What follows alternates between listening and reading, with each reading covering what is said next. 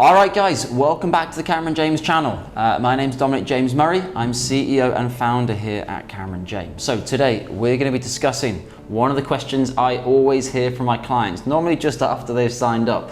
They normally say, Dominic, how long is my pension transfer going to take? Unfortunately, there is not a straight answer to this question. At Cameron James, we run an extremely efficient operation. We have 4 to 5 administrators per financial advisor. Yes, 4 to 5 administrators per financial advisor.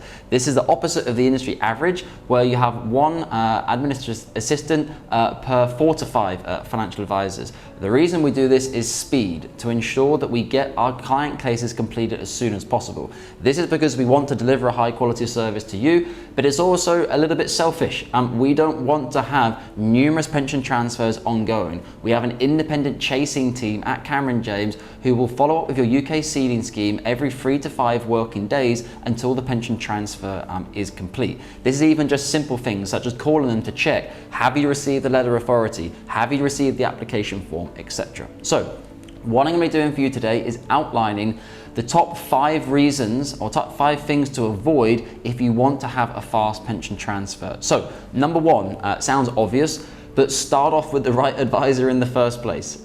Around 30% of the inquiries we receive on a monthly basis are from clients who have already begun their DB advice process elsewhere. They've gone through all the paperwork, the fact find, the risk profiles, the pension transfer questionnaires, all the paperwork, due diligence, passport. They get to the last minute and they find in the paperwork fees, charges, or things that they're not comfortable with, things that were not told to them from the beginning by the financial advisor. They then start the process all over again, which can be extremely time consuming.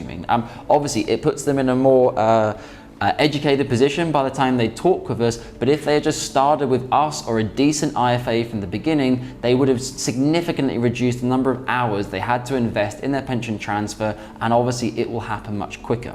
Number 2, once you have your cash equivalent transfer value, if you've already obtained it from your UK scheme, 3 months feels like a long period of time. Okay, I've got lots of time, I've got 3 months to do it. Invariably, what happens, and I hate these cases, we get down to the last week. I'm pushing the administrators, I'm pushing the receiving scheme, I'm pushing the ceding scheme. Normally it all goes through fine at the end, but once you get your CETV at the start of those 3 months, it's a bit like when you were back in the day at university. Don't wait until the last minute to start. Begin your research now. Start talking to financial advisors. Book into our diary below via calendar to find out how we work and if you think we're a good match for you. Don't wait until the final 6 weeks. We get this all the time. Hi Dominic, my CETV is due in 4 weeks. Can you help me?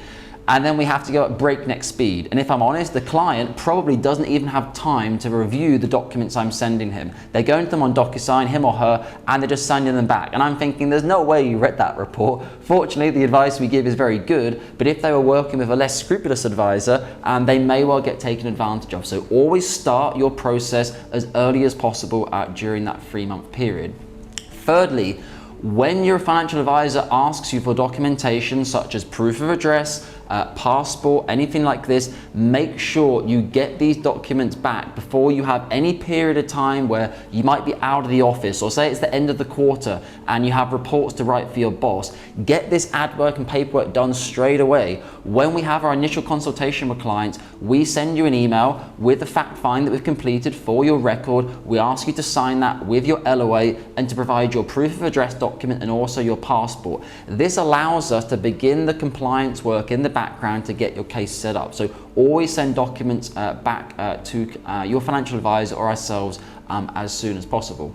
The 4th biggest mistake to avoid that slows pension transfers down is make sure you know what address you have with your UK scheme. If you live in the United States, you have your US address. In your UK pension scheme, you might not have updated it yet. Now, this can cause complications. If you try to change your address during the transfer process, that could take up to 5 to 10 working days. So it might be easier to actually maintain the UK address, but we need to know that, or your financial advisor needs to understand that. So when we submit your request to the UK scheme, we understand what address they have registered on the system. If you give incorrect information, this can cause a red flag.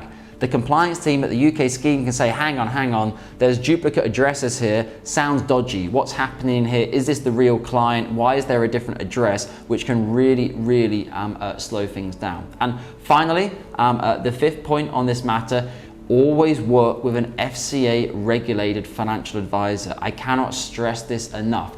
Even if you're working in the United States, you need to work with an SEC regulated financial advisory firm, as we are here at Cameron James. However, by us also having an FCA license, it allows your UK scheme to do a quick check on the FCA register and say, okay, John Smith is transferring his £1 million pension with Dominic and Cameron James. Okay, here's Dominic on the FCA register. Here's Cameron James on the FCA register. Clearly these guys aren't fly by night, otherwise how would the FCA have let them have a license? So that would be my fifth and final point. Always make sure you work with a regulated company.